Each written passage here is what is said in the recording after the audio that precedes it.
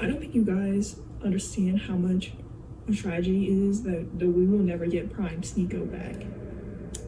Should be drinking no lean, I'm already half dead. Give a fuck, I'm a gangsta, I'm a thug. Yeah. So, a lot of you have been telling me to watch Sneako's new clips. Finally took the time today to go through them. I might cut some of this video up, so you might see some cuts because there's a lot I have in my mind. Sneako, my boy, I'm so proud of you.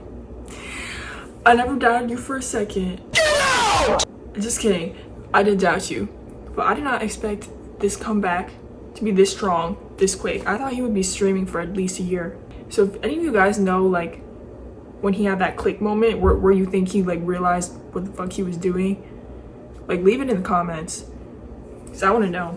I watched his moving back to NYC video, and I think, you know, where it all started to go wrong was when he started to get more controversy. I think it started with the cuties video, because he that was more of like a test, like dipping the toes into the water, like just like throwing out a level 1 conspiracy just to see if anyone would bite. And a lot of people bit onto it and started bashing him. And I think when that happened, he confused that with saying shit that was real, like saying shit that, you know, was the truth. Because our society, we think the truth is like always like hidden. Like most people don't know the truth, or most of 90% of media is shit and only 10% is good. And that same law for movies. I think when he started getting hate, he confused that with speaking on real shit. And then after that, he kept trying to get people to hate him, because when you can't control how people react, you can at least control that they hate you. Sean Strickland was talking about how he thinks he's a bad person. Like, I'm a piece of shit, but you know, I'm a piece of shit on podcasts. And Theo Vaughn was like, well, I don't think you're a piece of shit, man. I don't think that. He was literally taken aback. He's like, really? And he like paused. You could see that. I think he just rage baits or says outlandish shit. Half of it he believes in, like the woke stuff, but I think he says it just to bait people because he feels like a bad person. He wants that to be like validated. When you can't control the media at all, right? You don't know what they're gonna do, what they're gonna say. So the most surefire way to get a guaranteed response is a negative one. You know what to say to get bad PR. It's easy. Like, I know off the top of my head five crazy stuff I could say right now, which I'm not going to because I'm learning to like Sneako, not to just say shit. So I think Sneako was just a little tired of just putting out quality content all the time. I remember he said whenever that Everything Happens for a Reason video was one of his favorites. And, you know, I don't know if that hit 1 million views. I don't think it did. Once he started the streams, and once he started saying the crazy shit, all of a sudden he was getting all this PR. I know what it feels like when you think when people hate you, you're doing the right thing. It doesn't really equate, but sometimes, some way it feels like that. Like the whole Joker mindset he talked about in his Moving Back to NYC video. Like, it's fun to like play the Joker, play the villain, but after a while, it doesn't feel great knowing that you're not a bad person, but everyone sees you like this. And the people he meets in his videos, they're saying like, you're not a bad guy, but when you say like this one like crazy line, it's not easy for people to like you. And a lot of people who are well-meaning miss out on your message because they're too locked in on that shit. Everything else just go over their head. I don't know, I guess he thinks mass appeal makes his shit less valuable or less real. Because who has mass appeal these days? Like Taylor Swift, like AOC, Kardashians, and they're what you call like fake and gay, as Sneako put it. So when you see who's popular, and when you start getting popular, you don't want to be in that group. You actually might as well be hated. So I feel him on that. I think this is also a method for him to put, you know, his views behind like a mental paywall. Like, you're not actually paying, but you're paying with your reasoning. You're paying with, being reasonable. Because reasonable people will be able to see what he's saying. People who aren't stuck in the echo chambers, like feeding themselves Twitter and TikTok rage bait all the time, they'll see through what he's saying and actually run it through like the cog and think like, is this something I agree with? What is he trying to say here? What's behind all the rage bait? And they'll get what he's saying. So he makes all this spazzy shit and he doesn't want to appeal to everybody. He wants to appeal to people who are actually trying to get the message. And the result of that is he got a lot of haters who thinks he's just like mental. And then he got people who support him who are also called mental.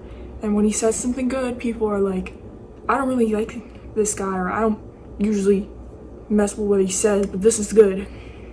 And unfortunately, he created this reputation now, which I hope he can outrun. But I watched every single long form video he uploaded for the past week. I'm gonna start fucking crying. I don't want to be a dick rider. I always don't feel that comfortable like commentating on other people's stuff. I think it's always a little pathetic when all you have is just like talking about what other people have done, but I'm really glad that he's back to creating his art again, because you and I know, and he knows too, that when he was doing the streams he wasn't creatively motivated. I don't know who helped him get to this point. Maybe Sean had a part in it to giving him a beating, because Sneako called that beating a blessing. And I've been punched in the face before where it's like hard enough to make my eyes water, and you could see his eye was watered at the end of the video. Maybe it's that, because he said he went through something after that beating that he would have never known, and we will never know. But his content now, I'm really glad that he's thinking about shit again and back in New York. I think that's where he was really meant to be. His video where he says real art is like fading and everything's like fake and gay, that's the video you need to watch.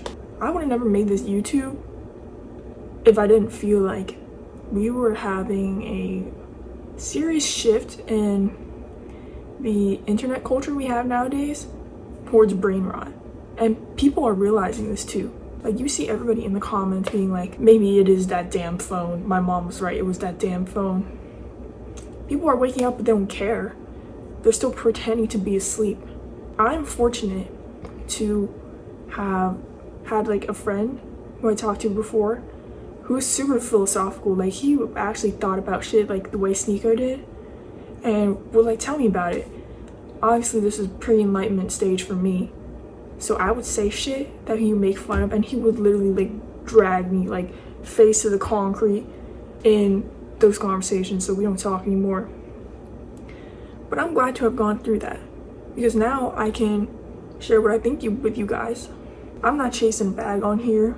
The only money I seek is for convenience, so I can make better videos, so I can have equipment, so I can get a mic, make better content. The state of internet content and internet memes these days is getting so bad. It literally coerced me into starting this YouTube channel.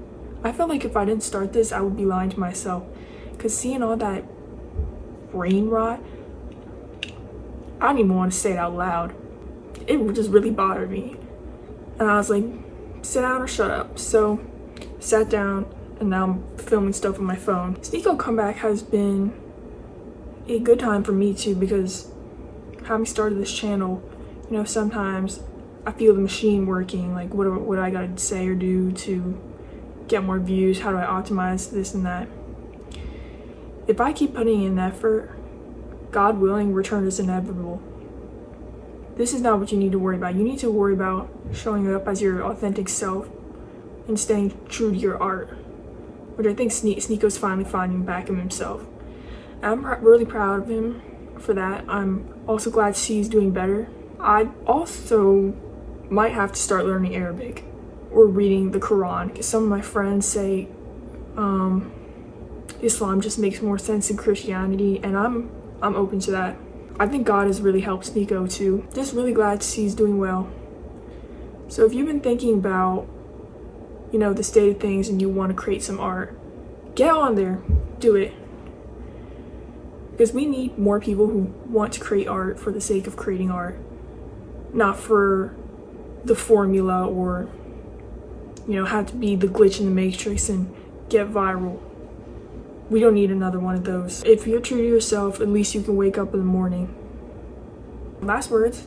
How funny is it that he went from watch my clips to love everybody. Just like love everybody at the end of his videos.